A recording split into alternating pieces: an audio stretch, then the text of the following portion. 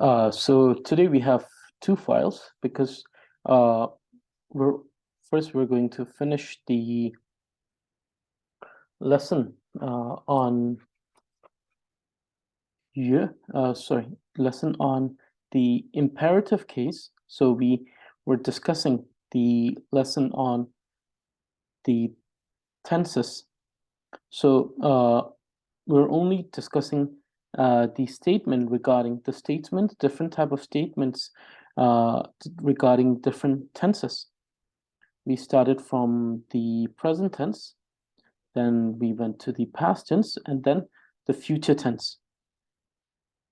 So today we will discuss the imperative case, after which we will continue our discussion from the other day, which was on the usage of particle yö, duk, yöre. And then on the and addition to that, we will have in and re.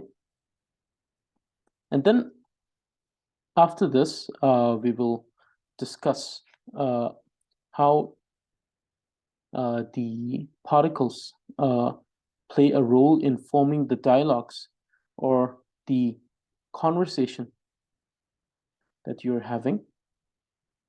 So therefore, in that case, you will understand how we're trying to get the lessons, why we're bringing these type of lessons in the conversation class.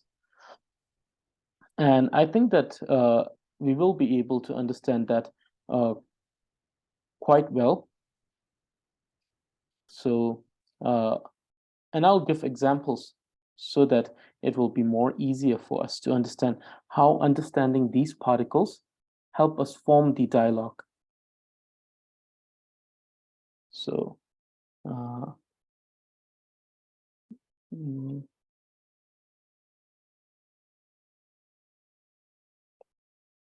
so I hope everyone is able to see this. So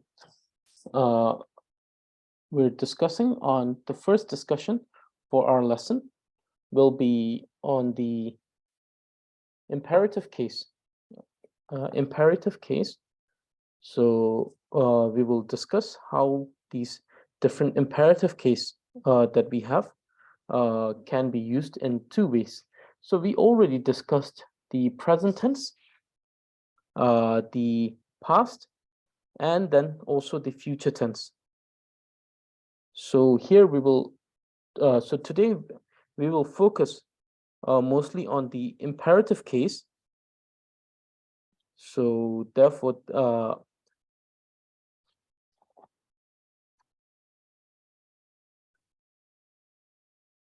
get to the imperative case. Okay, so the first case that we have in imperative. So we already discussed. So let me go here. So we already discussed that in imperative case, we have things. Two type of imperative case. The first one is the imperative as command, and the other one is the imperative of request. And under request, we have also one addition, which is the imperative as advice. So therefore, we're going to understand how each of these statements, that is the imperative command and imperative request, structures themselves in the Tibetan language. That is when we speak. So the first one is imperative, command, or order. So to command or to give order. So kulwa means to command, to give someone, to make someone do something. So it's like to or to give order. And the second one, ngakwa, means also to command or to give order. So we have already discussed this. This word ngakwa in the text that we had, Chibetai. gelbyonga ba manga. So to command is with the prefix letter ma. So in that line, we see that this is to give order, and this is the imperative case to give order. So whenever an order is given, the imperative command or order consists of the imperative form of verb. So we know that in Tibetan we have the present form, the past, the future, and then we have the imperative case. So under the imperative case, we have imperative request and imperative command. Both of them have the same form. So when it comes to the form of the verb, there's no difference there. Both of them have the same verb as form, same verb form. And the imperative form, so the thing that distinguishes between whether it's a imperative as a command or order, or it's an imperative as a request or advice depends on the word companion. So the word that comes as a companion. So therefore, according to the word companion, or name companion, we understand that the word companion, we understand that which statement becomes the imperative command and which statement becomes the imperative order.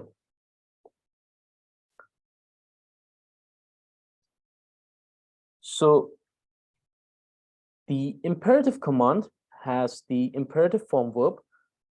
This is same for the both case. The verb form will be the imperative form.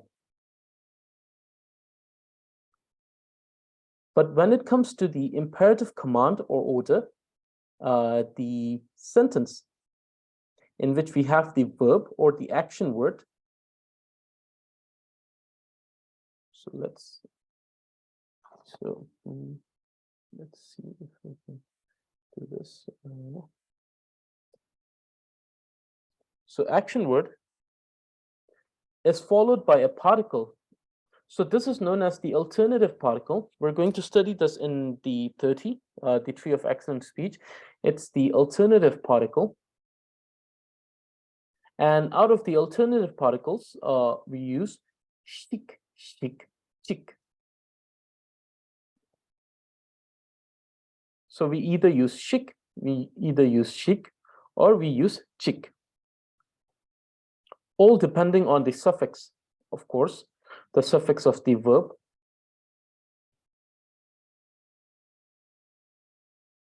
So shik, shik, chik. For example, the first one, it's an indirect speech. Gelbu sarwa chöshik che kadna.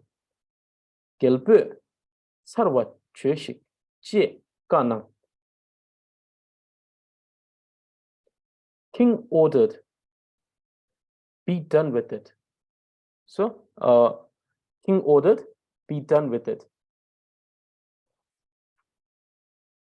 So in this sentence, we come to understand that this is an imperative as a command.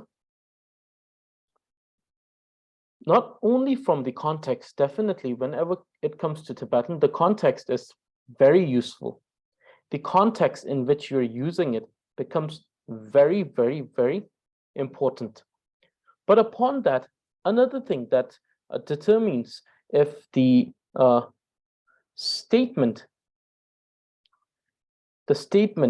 is of such and such nature that we have already, I have already given you some type of the statement. It could be an interrogative statement. It could be a clarification statement. It could be a reasoning statement. It could be an interrogative statement as a doubt. Interrogative statement.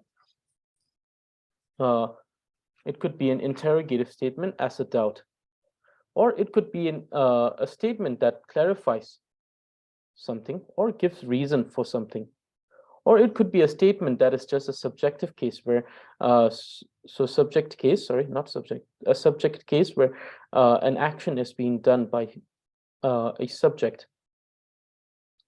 Or object case where it's shown that an action is done over an object. So therefore, these particles are very important and a core teaching of the Tree of Excellent Speech. So very brief. I'll just speak very briefly on this because we're already covering it in the basic conversation class. So no need to elaborate too much here. So those particle determines what type of statements it is. So therefore, here we see that we are using the alternative particle, and from that we're using shik, shik, chik, which has two functions. Shik, shik, chik has two functions. And one of the functions is to show that an action is in the an action has been an action that is performed or said to be performed is an imperative case as a command.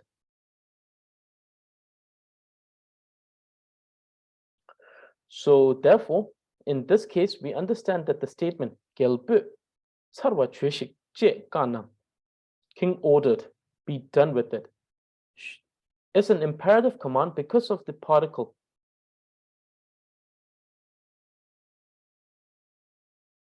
So therefore, definitely, it is imperative form because of the verb form, but then it is distinguished as an imperative command only with the usage of this particle shik,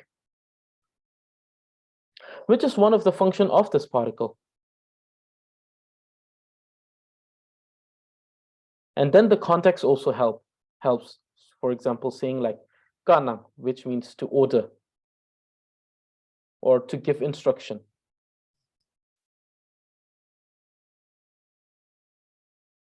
So you may be you may think that, oh, in that case, what this is not being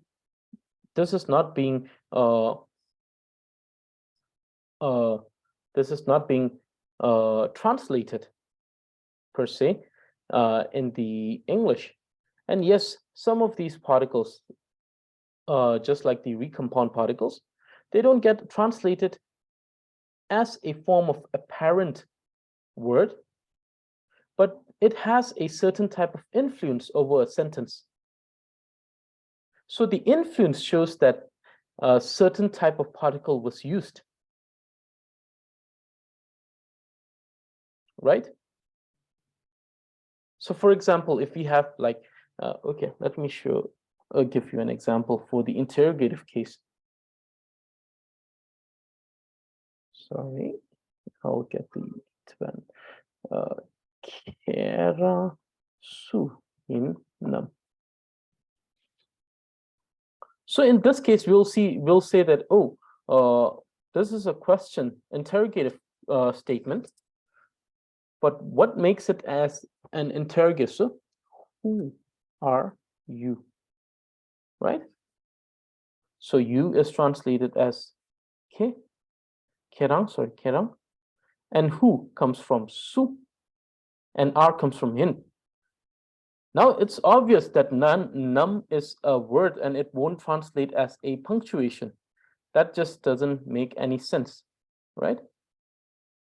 So we asked ourselves, then what is the purpose of writing num if it's not getting translated? And the importance to understand is that num, it is a word that is pervasive throughout the statement, meaning that this is a particle that determines or confirms that a statement is an interrogative statement. So one may ask, like, oh, is it okay to just write the it's already shown just by the usage of this particle, that is su, the generalized particle, that as an interrogation, to show that this is an interrogative sentence. And yes, because this is the interrogative pronoun who, right? Definitely. But num, what it is in this case, it gives the sense of the sentence being interrogative as an influence over the sentence rather than being an apparent translation. And definitely it's not translated as the question mark. That's the punctuation. It's not logical to translate a word in a language into a punctuation in other. So it's just an so therefore, instead of saying that it is a word that shows a question, we say that it is a word that is pervasive throughout the sentence, giving the sentence a sense of being an interrogative sentence.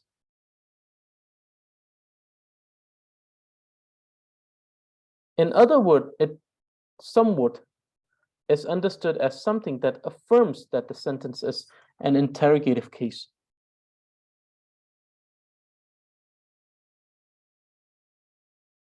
Because, right? Because we can actually have sentence like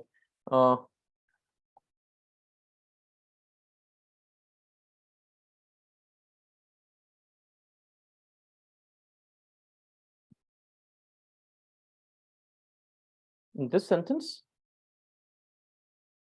su nye suang ngo mishe. I don't know anyone. So in this context, we see that the su is being translated as anyone. Suang or suchik is translated as anyone rather than who.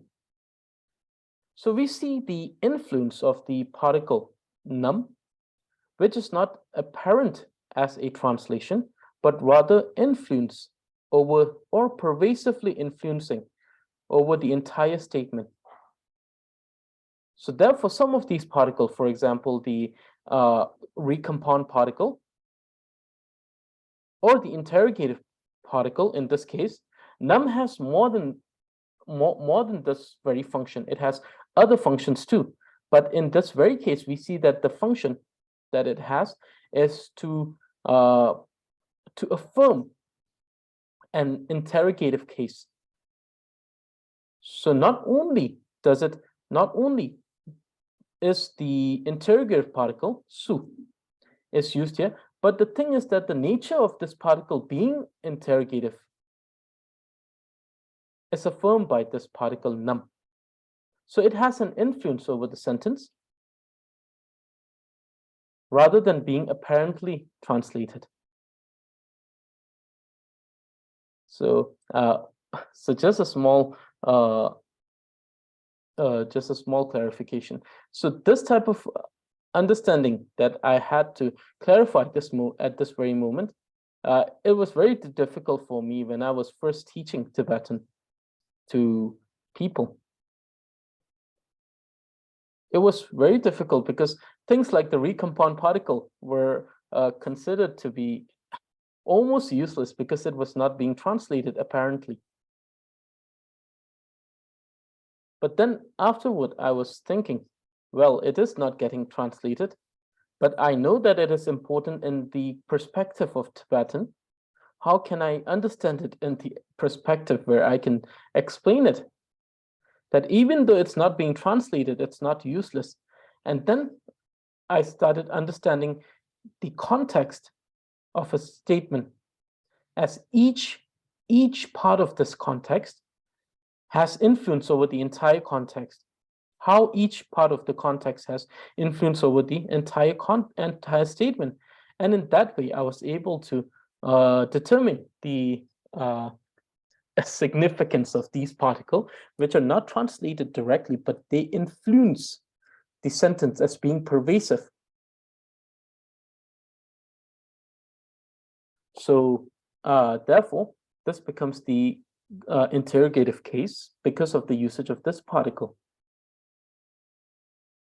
Similarly, okay, similarly for the imperative case, the particle shik, shik, chik do not get directly translated, but they are pervasive over the statement, making it an imperative command, because that is their function as a particle, function as a component of the statement. And therefore, the pervasiveness of these, meaning the influence of this over a statement, could be understood in this way. Now, let me translate this one too.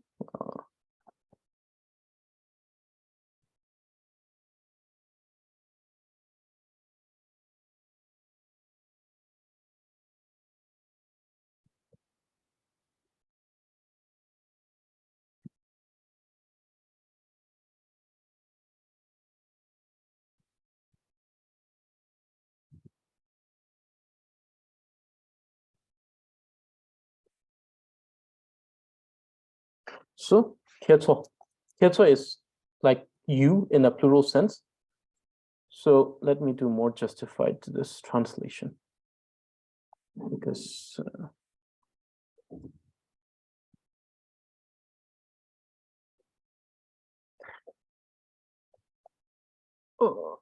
this is more justification to the translation. So, Kyeto Tsangme Gyakar Songne Yi Zhongshik. All of you go to India and study the language. Or study language. Let's say study language, making it more indefinite. So all of you go to India and study language, which is the language of India. So this is a command. And it is understood as a command, not because of the translation as a verb. You see, it's go and study. It's study. And just by looking at study, we don't understand that it's an imperative form. So the thing that makes it an imperative form is the entire sentence, the way the sentence is structured. But the thing that actually makes it imperative command in Tibetan Tibetan language is the inclusion of this particle in the statement. So therefore, this statement becomes imperative command or order, despite of it being non-apparent as a translation. It's not apparent as a translation, but the influence of this particle over the entire sentence is very well observed. You cannot say that this is not, just by reading this, you cannot say that this is not a command imperative form.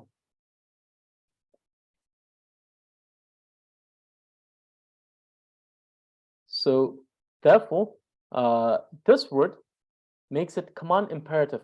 Just by using this, we know it's imperative, but we don't know if it's an imperative command or imperative request. So the particle that makes it apparent in Tibetan, because it's apparent in Tibetan, right? It's written in Tibetan, is this particle, this alternative particle, shik.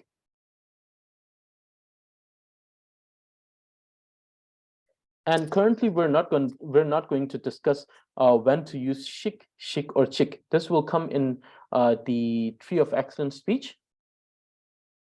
So we'll discuss it there in more detail. The only thing you can do right now is check those words in, for example, in the dictionary, or you can find them in on if you type this one, kulsik, and then you say chazik kulsik, then you will see a list where they have the present, the past, the future, the imperative. And then you just see the imperative with the appropriate alternative particle. And at this very moment, as a part of basic conversation class, we'll not deal with the technicality of these particle at the moment. We'll learn in depth in the grammar class for the Tree of Excellent Speech.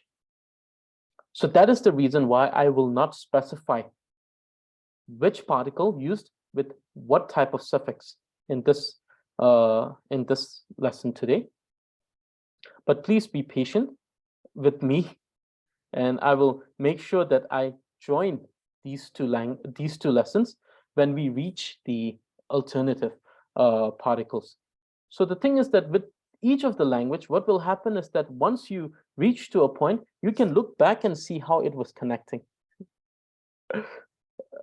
So the thing is that it may seem quite random sometimes, really. It may seem quite random. You may think that, oh, why this lesson at this moment? But I will tell you today, I will show you today why we had to discuss not only this, but also about yö, re, and hin. Because we're forming the structure of your conversational dialogues. And the way we form the structure of your conversation dialogues is based on the logical system of grammar. So understanding different part of a statement,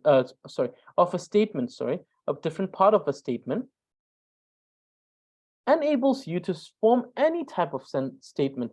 And if you have some of these things which are more constant rather than variation or variable in a sentence, then you have a certain type of structure that you can depend on, like a syntax, as we say. And then more or less, it's just a thing to replace them with different vocabulary most of the time. Those are the variables. But then things like yö, re, they are more constant as a structure. Whereas things like tashi, songkang, sakang, these are variable. You change it depending on what dialogue you're speaking. But things like yö, re will follow a certain rule that gives you a certain sense of reliability on some of these parts of the structure of Tibetan language, which is quite assuring, actually. To have everything being variable, that is going to be very problematic as a language, because you'll always have to change things according to the things that you're going to say. But to have certain type of, for example, the syntax, in the syntax we have object, subject, and these are variable, and action word, these are variable. But particles are more dependable when you're talking about certain type of statement.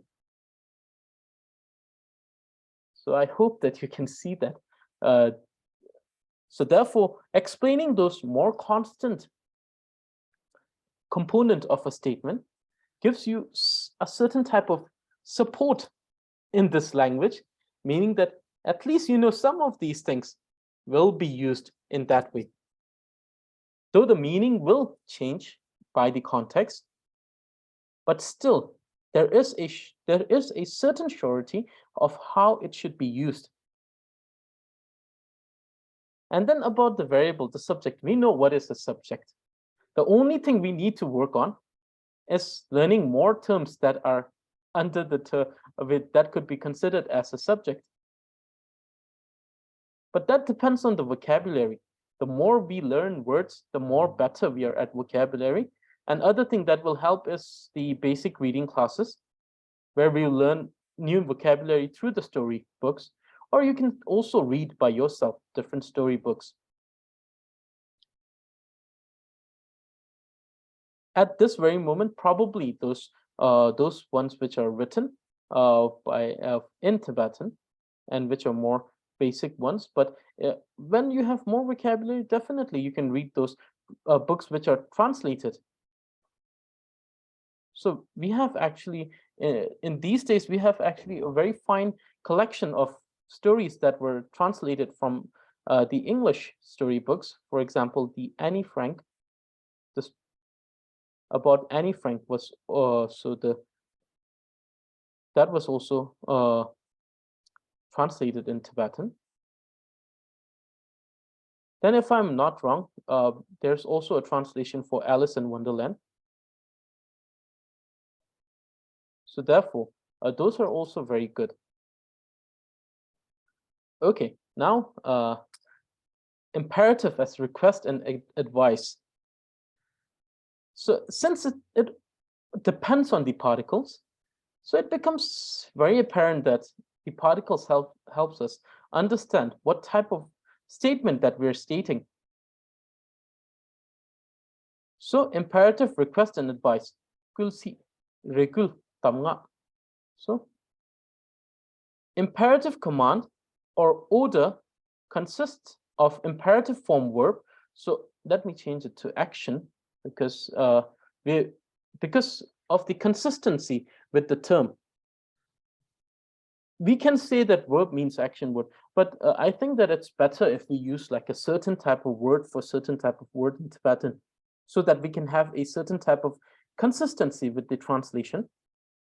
Yes, this is a mistake from my side, so I apologize for this. So action word, imperative form action word with particles such as rock, tang, ang. Ang is something that is more or less it's more like a colloquial word, a colloquial particle, but still it's something that I hold quite dear, this particle, because it has a certain vice to it. Since it has a certain vice or certain advantage to it, I seem to keep it quite close to me. So first, the advice. For the advice, you only use these two, tang or ang, as an advice or guidance. So if you're giving a guidance or an advice, you either use tang or ang.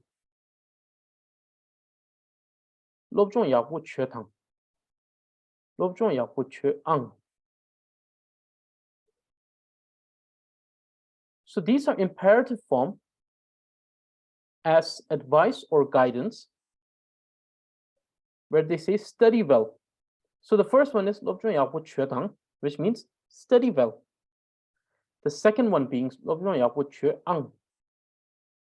also means study well, but the difference is the usage of the particle ang. What it does is that when you use the ang, it's not translated. So it's not translated. Definitely, it's not translated, but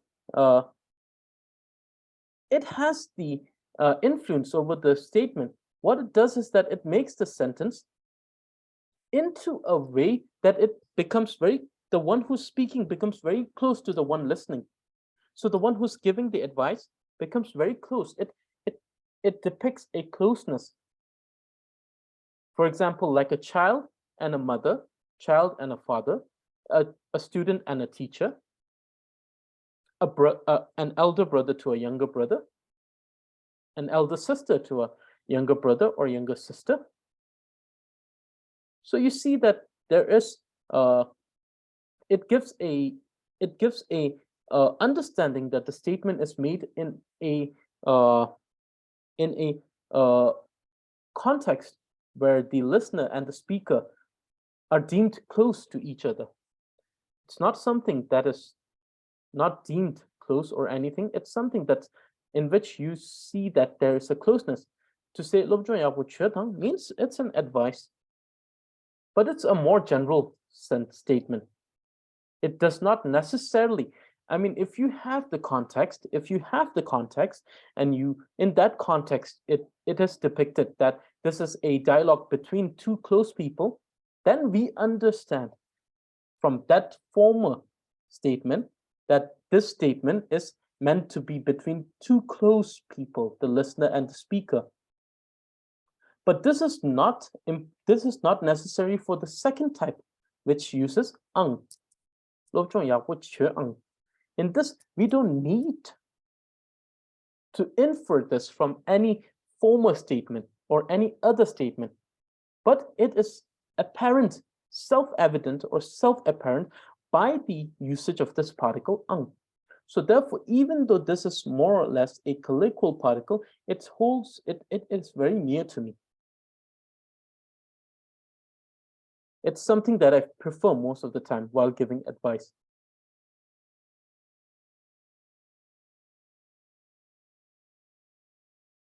This particle, not necessarily always for advice, sometimes also used when you are, for example, thanking someone. So if you were to say,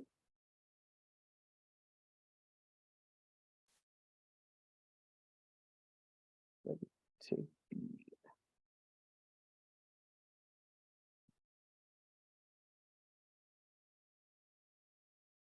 when we say "Kadin Cheang," which means we're saying, I'm very grateful to you. So we're saying, thank you very much. In a sense, saying thank you very much.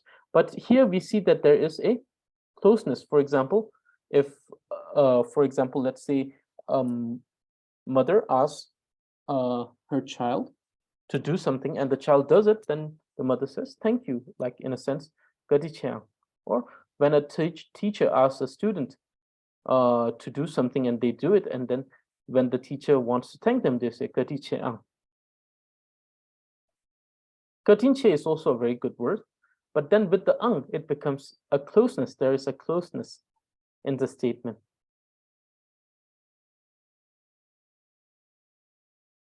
Right? So it's always like from a teacher to a student. It's not from a student. It doesn't work the other way around. So a student will never say to a teacher, "Katichang." Though it is a statement that shows closeness, but you see the direction. It's always from an elder to a younger.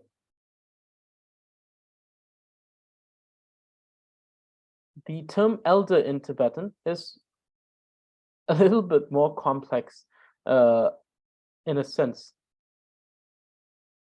We'll discuss this later, but yes, so you see, usage of the particle ang is also understood as imperative request. So imperative at request, you can use a more generalized form by saying, and written language form by saying, "Lobzhong yahu chue tang." But then you can also understand this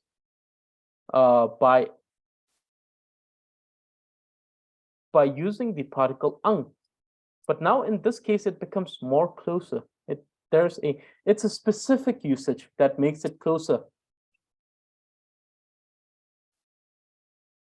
Okay, so either you can say tang or ang, depending on the situation. If you want to give an advice in a more general sense, then tang. If you're giving the advice to someone that's close to you, ang.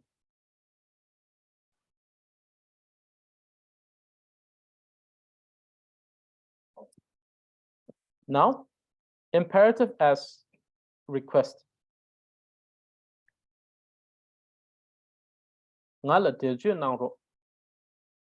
Please explain it to me. So let me do more justification to this translation.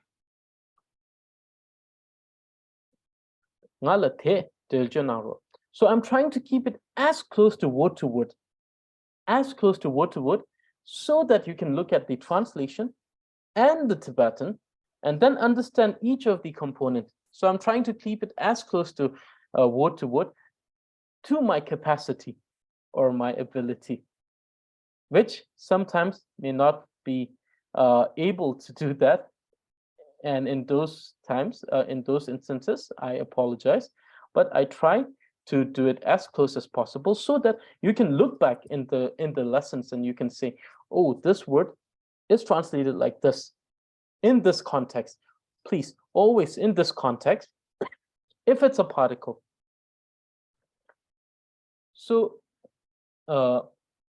it's quite an observation when you make it about the Tibetan language. The thing is that things which are variable, like the object, the subject, and the action word, has a fixed meaning, right? It has a fixed meaning. But things like the particles, which seems to be more consistent with the rules, are not very and that's because it's particle. We already know that particles are not free morphemes, but bound morphemes. So they're dependent on the context. Constant, because they depend on certain rule to be used in a statement. Changing, because their meaning is not fixed. But the subject, object, and action word, they are varying variables, because different sentence require different subject. So that's how it varies. But the meaning is always the same when you're using it. Nga will always mean nga, which is I. So, nga la the tilju nangro. Please explain it to me. And here we use nangro. Nang is the honorific of chö. So nang is also in sometimes what is so it's something that comes with an action. Delju means to explain, and nang somewhat makes it into a more honorific form, more respectful form, where you're requesting. Whenever you're requesting something, it's always in a respective way. When you're ordering something, it is not an honorific, but it could be. It could be, but most of the time it isn't. So, ngala te teju nangro. Please explain it to me. Lobjong yapu che ang. Study well.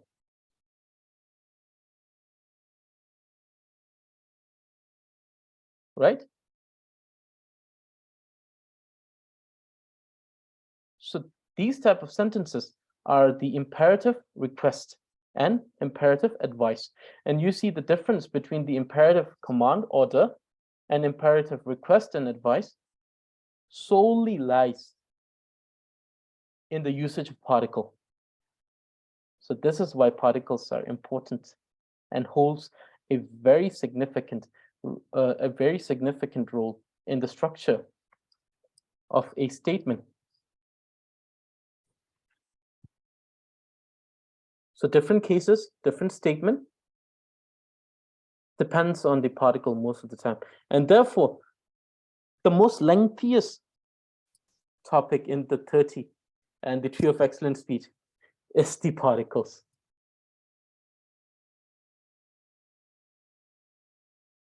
Yes, we have adjectives. We have actually we have two things. We have adjectives as well as we have ornamental words. Both of this different, used quite differently as a usage, but most of the time has the same type of effect. It describes something. And then we have action word, and we have tenses. But the particles have their own has their own vice or importance or significance in Tibetan language. Therefore, we have an extensive extensive text talking and commentaries upon it, just talking and arguing about these usage. So different statement depending on different particles. Different types of statements depending on different particles. Okay, so this is the imperative request and advice and imperative command or order. And sorry for pushing, but we have to continue with the second one, which has to do with the tenses, because we want to finish before the 18th of December with our basic conversation class. And by then, I want to introduce most of the different type of particles and the reference with the sentence the dialogues that we're making using them. And for that, I'll have to try to finish those different particles,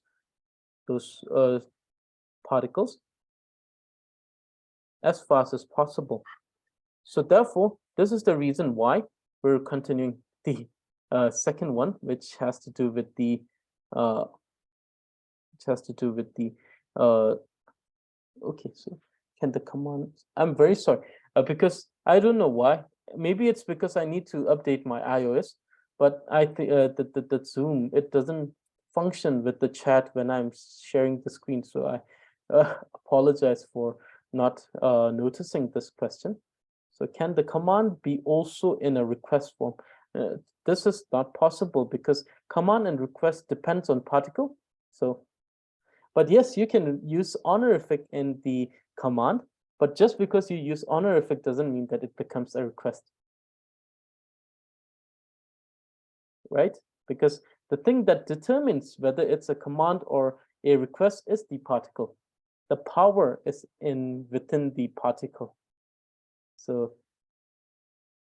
yes, if you're asking an elder, so if you're instructing an elder to do something, most of the times, instead of just asking them as in command, you just request them to do it in this way, you see? That the command is more directed towards the children. If you want to say it to a children, but in a more respectful way, because there's very much reason that this should be done. And one of the most important thing is being exemplary to the children. We use honorifics instead of using the more of the casual terms. We use the honorifics so that they can study the honorifics and they can speak the honorifics. So yes, you can order someone or command someone or tell someone to do something as a command, not as a request, with the honorifics. But the usage of an honorific just makes it like it just decorates it to be much better to the ears and being more respectful, to teach a respectful speech to children. So you may say to children, do this, but with an honorific for a verb.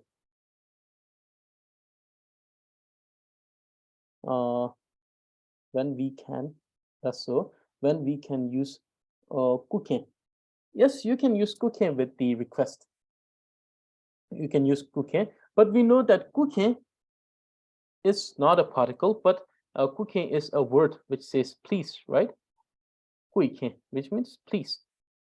So kuken as a word can be included in a sentence. So it's please, to say like please. But here, let me just go back to that. I have to go back to this. But here, the please comes from rock, the word rock. But rock is here a particle, not a word. But kuke becomes a word. It's a word, not a particle. And the difference between this is because rock is more or less a companion word in this case, because rock, it is so we have different classification of terms, and rock becomes a word companion. So let me read this, or I think that you can also see this, right? So I hope that you're able to see this. No, this is not the rock that I'm. This is just. Let's see if we can find it with this. No. So this version of Nandam.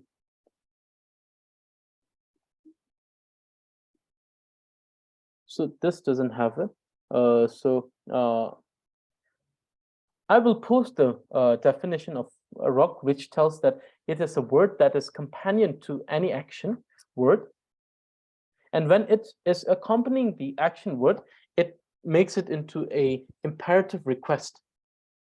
This I will post the screenshot of the definition in the group, so you can check it in the group. But kuke is not like that. Kuke is a word by itself. So the difference between saying kuke de cheroche and then the chero is the difference between the nature of these two words or the function of these two words. One is like please, a word that is like please, whereas the other is just an addition to a verb. So that may be the difference. Okay, so I hope that this clarifies it as much as. And then now we're going to continue with the other slide, which, no, not this one. I'm very sorry, not this one.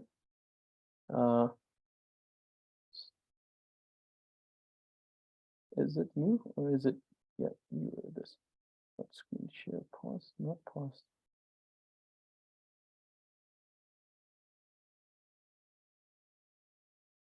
Yes, you can use it with rock. Kuken teche rock. Definitely, you can use it with kuken. Yes.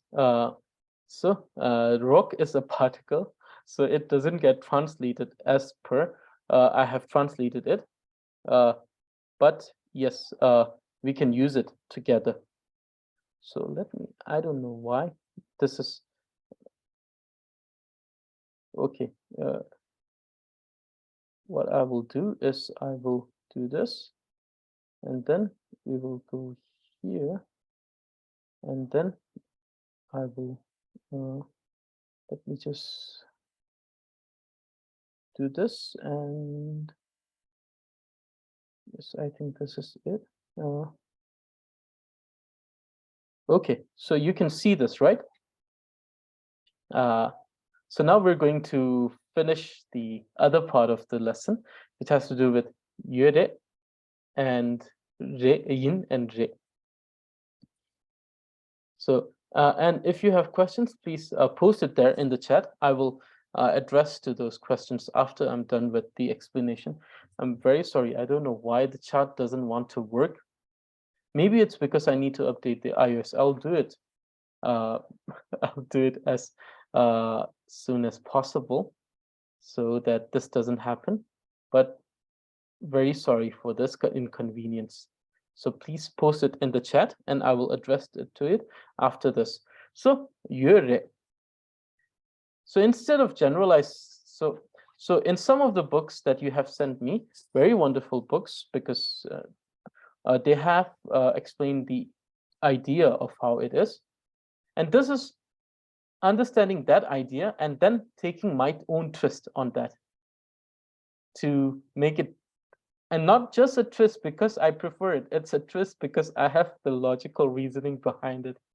So so it's not a twist that I just took because I wanted, but a twist that I took per my understanding of the reasoning that they were giving. And very good books that you have sent me. I think it was Petuniala who sent it in the chat. Very wonderful. So okay, so yure. So my twist, it's used for assumption. So it's used when we assume things, right? When we are assuming things. We don't know 100%, but most of the factors leads to it being more probable. So the probability of it being true is more. And therefore, what we do is we assume based on the probability. Definitely, there are instances where the things that are probable to happen does not happen until and unless it's the only thing that needs to happen or will happen. Other than that, there is always the always the probability that the event will not happen. So yure is used when we are assuming. So the statement becomes an assumption. So we had the confirmational statement that we studied last time with yö and duk. Those are confirmational statement when we use them. And this, when it becomes an assumption. Assumption, not like just assuming without any context, any prior context, but assumption based on the most probable thing that may happen. But it's still not a confirmation because you're not 100% sure that this is the case. You have not been there to say that, oh, he is there or she is there because I saw it. I confirm it with the confirmational statement. No, it's not the case there. But it's an assumption. Pena. Yes, okay. I'll address this after this. I'll address this after this. So, Pena.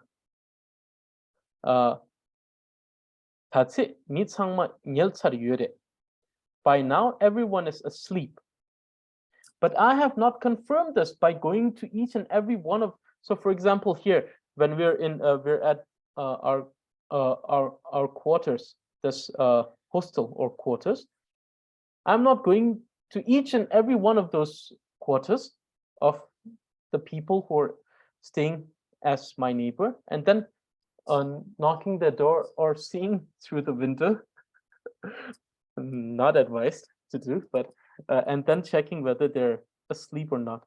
I have not done that.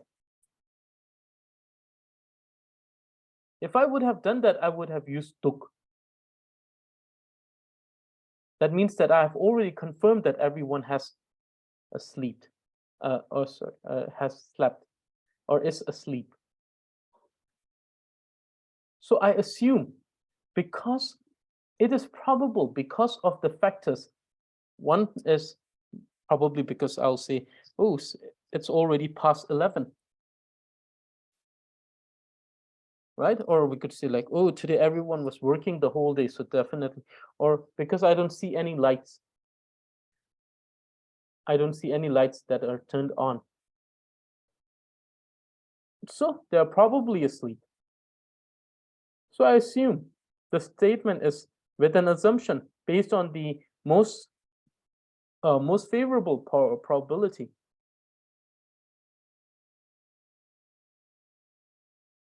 So it's not a statement that's entirely baseless of reasoning.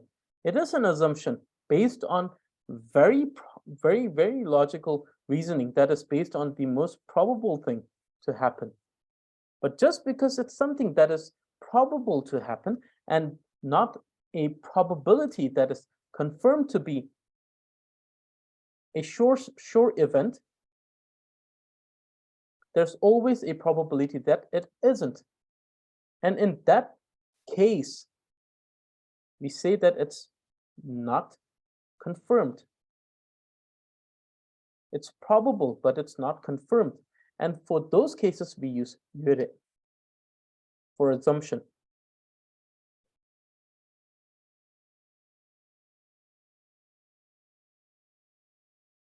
Konsoyan sultan to göre. Sultan mean banquet. It's like a more honorable way to refer to a feast. So it's like a banquet. So personally, I prefer feast as a term, but yeah, it's a more formal gathering, let's say. So they are at the banquet. I didn't see them, but I know that they're at the banquet. Why? Because of some reason they have told me that they were going to attend it. But do I know that they are here at this very moment? No, I don't know that. But why am I assuming it? Because I have a prior knowledge that they said that they were coming. But just because that they said that they were coming doesn't make it a sure event, because they could be multiple events, chain of events that may cause them to not come. And until and unless I've confirmed that they have they were present at the banquet, it's always an assumption. So 평소에 sultan to göre, which means they're at the banquet, but I'm assuming. I haven't seen them. If I would have seen them, I would say konsoya sultan to tuk. Konsoya sultan to yu. For example, if I have seen them and they were like somewhere in my vicinity, or at the moment they are with me when I'm saying this, then konsoya sultan to yu. Which means they're also at the banquet. They're with me at the moment. If they're not directly engaged with me at the moment, but still I have observed that they're present, I'll say konso sultan to tu. They're at the banquet. But when we say konso sultan to yore, it means yes, they are here, but I'm assuming that based on different factors, I'm assuming that they're at the banquet. I've not seen them, but I have very good reasoning to say that they're here. Okay, so second case, still assuming.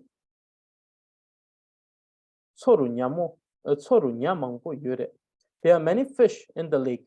I haven't gone in the lake and may confirm that they are, or I haven't gone to that lake and confirmed that there are many fish. It's just a general statement, very generalized statement. In a very general statement, in general case, why do I know that there are many fish in the lake? Because it's not totally baseless statement. It's an assumption based on very good probability. Because it's a lake, right? Because it's a lake, and usually lakes have a certain type of habitat that is very preferable for fish, those freshwater fish to exist. And many a times, in these cases, we know that most of the lake has a lot of fish. So based on those, I'm drawing a probability. And based on that probability, I'm saying that there are fish in the lake, as I assume. It is either at the right or the left of the street. So I assume that it's at the right, or I assume that it's at the left. I don't know exactly where it is. If I saw it being at the right, I'll say, yes.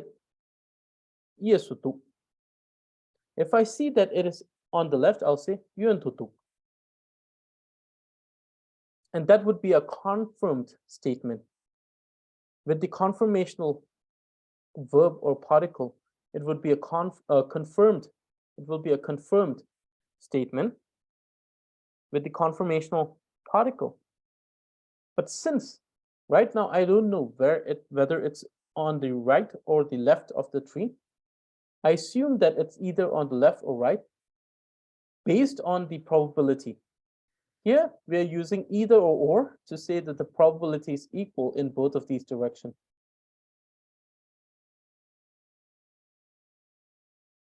If we say la yure, that means that the probabilities more of it being towards the right.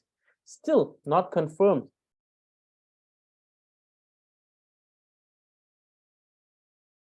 But an assumption. So not that I know exactly where it is, but it may be on right or left, I assume. Now, yure as an assumption.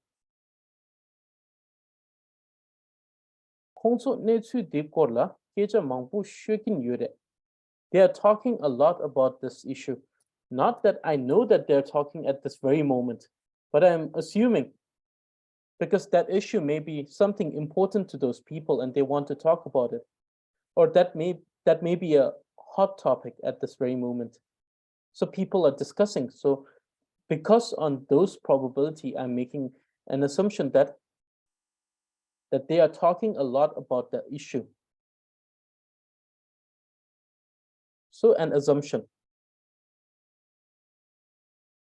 If we change Kongzo with Sangma, which means everyone, it would mean everyone is talking about this issue.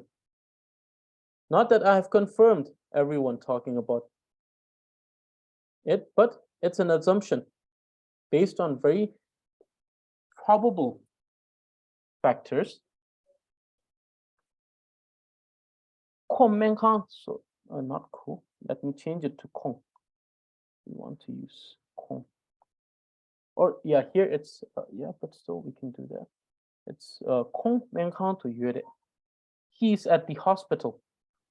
Not that I have asked him, called him, or not that I have seen him a moment ago, and then I'm confirming that he's at the hospital, but I'm assuming based on all the probable factors, like for example, the timing and the fact that he's working at the hospital, since he's someone working at the hospital and the time is a working hour, I'm assuming that he's at the hospital. There is a possibility that he's not at a hospital. He's attending to something else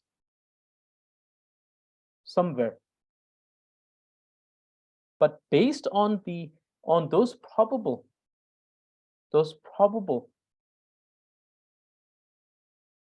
factors, we see or we state that he or she, here it's he, is at the hospital. But still I'm assuming. Now, if I say he's at the hospital. I've seen him at the hospital. I'm not assuming it. I've seen it that he's at the hospital, and I'm not assuming it at the moment.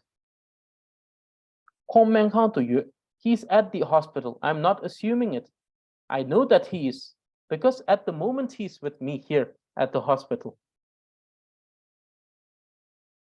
So even with the confirmation, one could be observation, other could be the current experience. A narration, one could be narration, other could be an observation. Narration of an observation and narration of an experience that someone's having currently. So if I say that he's with me at the hospital at the moment, that's he is at the hospital with me at the moment. He is at the hospital. I have observed it. I have seen it. So this is the difference between assumption statement and confirmed statement. When we say he is at the hospital, but I'm assuming it. I haven't seen him. He's not currently with me. But based on all of the logical reasoning, the probability of things or factors being more probable to happen, I'm saying that he is at the hospital currently. But I haven't seen him. He's not currently with me.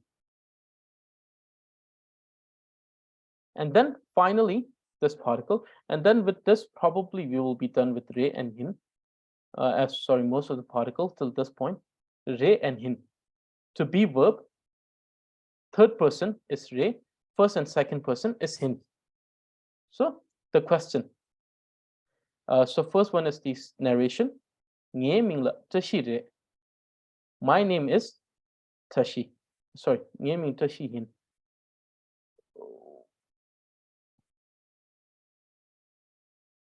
So the influence of the colloquial language. So Tashi hin. So my name is Tashi. What is your name?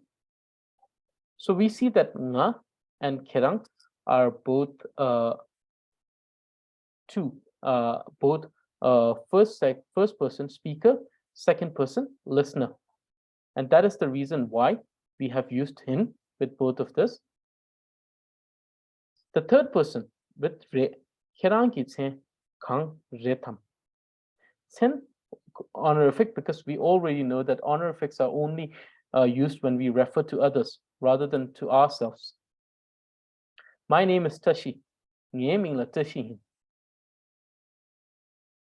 Or not Tashi. What is your name? Hin, because of being first person and the second person. The third person, what is his? or her name. So third person. So whenever we are referring to something that's related to the first person or the second person or first person or second person, we use hin as to be verb. Whenever we are referring to something that is to be verb, but it's a third person, that is neither the speaker or the listener, we use re. So therefore, when we ask question like, what is your name? We always say, Kerangi se kang hinam. Kerangi min kang hinam. Instead of saying Kerangi min kang retam, we use hin. Because it is something that is related, it's a name that belongs to the second person. So the name is related to the second person, the speaker. So we use hin.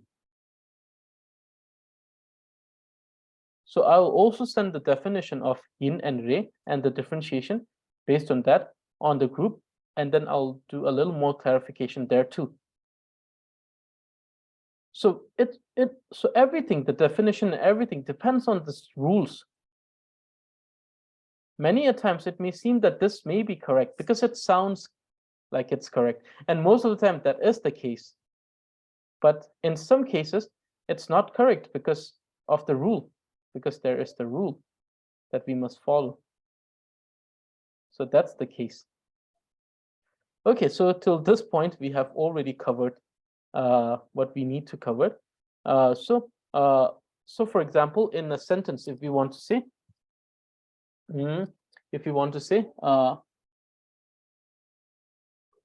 are you fine? We will say, Kerang depo yin nam. So pe, a colloquial way of saying it. I'm not going to say that it's incorrect in the spoken language, but in the written language, we stick to nam. So, Kerang depo yin nam. Are you fine? Are you okay? Are you fine? Are you feeling well? Kerang depo yin nam. We use hin because Kerang is you, a second person.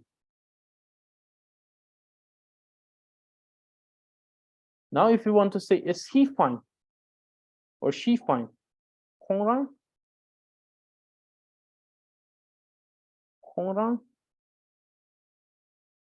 depo re duk kam. Duk, because we want to confirm it from that other person. Because we want to confirm it, we're using a confirmational statement here. It's not that here we are confirm about it's a question, and a question that confirms something about someone else. So we are using confirmational particle. So if we want to ask someone like, oh, I haven't seen him or her for a long time. Is she fine? Is she okay? Is she well? Because the answer that's going to come, it's going to be a confirmed statement. So she is fine. I'm confirming that she's fine.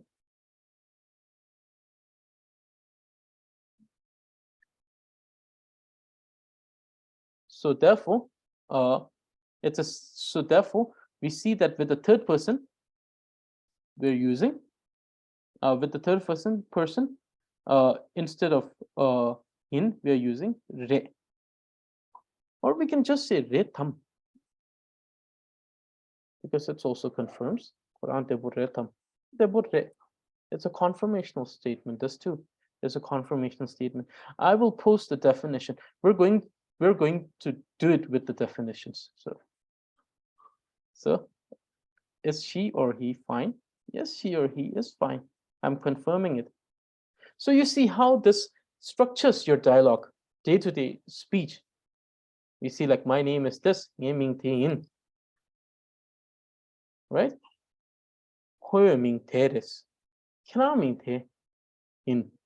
But that could be a very rare occasion when we have to say that your name is this.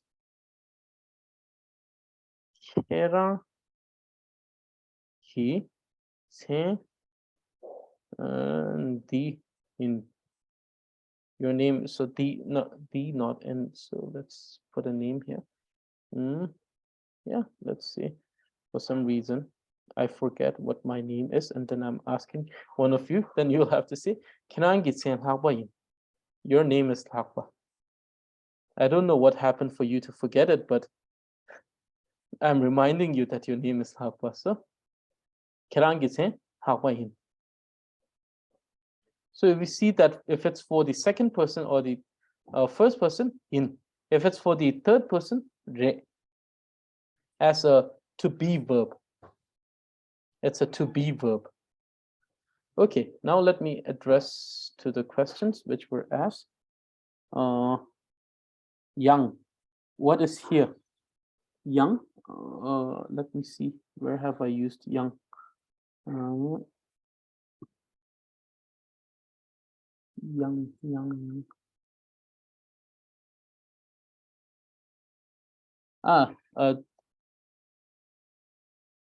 Let me do more justification to this. I'm very sorry.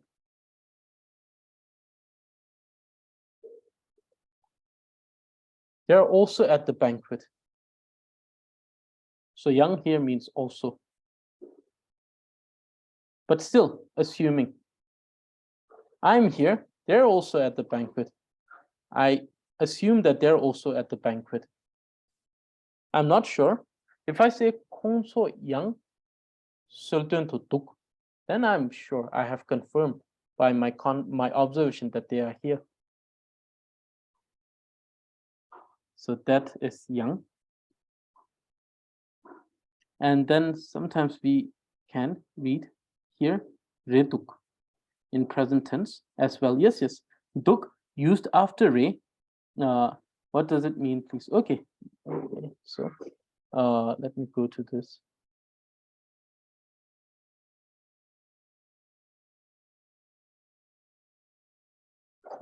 Okay, so Kong mi yapo shik re duk. So when we say Kong mi yapo shik re duk, it means that he is a good person. Duk as a confirmational statement here. Confirmation of being. So re, as we said, is a to be verb. So it's a verb. So duk, sometimes it follows verb. Mostly, so present tense verb to confirm. To confirm. So for example, if you say, 그, 내가 내가 짱마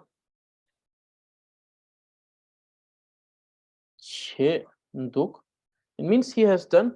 So I'm confirming that he has done a clean job or a good job. So similarly, it confirms that something was done well. It also confirms that something is with this confirmation. So duk is just an additional confirmation statement. Sorry, additional confirmational particle. Ray does it already, but in this sentence, it actually becomes more like a verb than just a confirmation. Normally, it also acts as a confirmational particle as well as a verb in a sentence when we say tire. But duk, if you have observed it and then you're saying it as a confirmation of that, whichever it is that is being done. And we already discussed that duk, when we use it with an action, it shows that it's already in the past, or it's an observation in the past. But here it's an action in the past, because this is just confirming. So the confirmation in the past, this is an action that's been done. So action in the past. So they have done a very clean work. That means that it's already been done. So past tense. And confirmation in the past tense. So let's see, Tumpa. We will discuss this in more higher classes of the conversation. Let's see, Tumpa. But if you want to check, let me just write it here so that you can check. Let's see.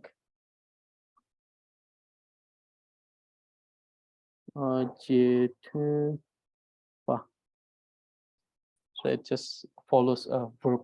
Lezik means chatik, same work, word, action word. Jetimba means following. So lezik jetimba. Okay, so now any more questions? Yes, with present tense verb. Yes, present tense verb. Took used with present tense verb, but then the effect. So, for example, Quran te chetu. Quran te chekitu. Right? Chekitu with ki. It becomes continuous, so it's present tense without the ki. Quran te chetu. And it's a confirmation of the action. Confirmation that the action is done. So lesi jetumpa. So please check this one, letsik jetumpa. What is a letsik jetumpa, if you can? And then we'll discuss it further with your questions in the group as well as in the classes. Okay, so any more questions regarding today's lesson? I'm very sorry, only one question I can take, but if you have one question, I will take it. Does anyone have question regarding today's lesson? And just a very humble reminder. I'm not receiving a lot of assignments these days, so I mean, if you can, please send in assignments.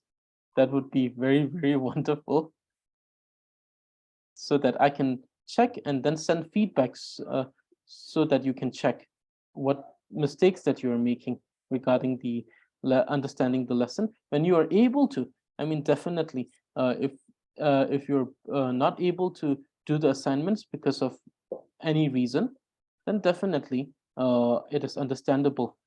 But if whenever you can, just make sure that you send it. Many of you are sending it, and so I'm requesting in the most humble way that many of you would send it more. And so does anyone have question regarding today's lesson?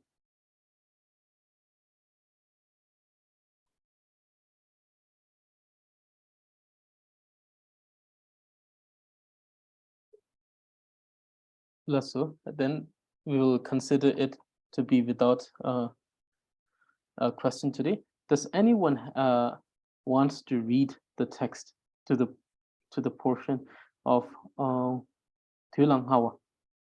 Does anyone wants to read Tulang Hawa? Anyone can read. Those who have memorized it, you can read. Yes, please, Yurila. Yes, that's so genda. That's so. So, Turagawa Sagara, Turagawa Magain, Dumegani Ragala, Tankigani Ragain, Komegapa Magatan, Komegapa Magatan, Kolzepata Gapana, Saga Inteshe Palcha. That's so. Wonderful. So thank you. And you have to work with a little bit with the nga sound. With the nga sound. So you have to work a little bit with the nga sound. Other than that, very wonderfully memorized. So thank you very much for memorizing this. And so then this is it for today's lesson. And thank you for joining in. And like always, thank you for your commitment in studying this language. So please continue doing the assignments and then sending the questions in the group if you cannot ask it here. Read the lesson again, and then I'll make sure to most of the time the recordings are already available in the Google Drive, so you can check it there. So you can check it there. Otherwise, if it's not there, you just tell me and I'll see if I can send it through Telegram. So therefore, continue studying. Thank you very much. And then I will see every one of you on Monday for the grammar class. So we're also getting quite interesting places with the grammar. So therefore, thank you very much, and I will see every one of you on Monday. Tojana and Tashitele. Kuchina, sinyam nago. Lasso.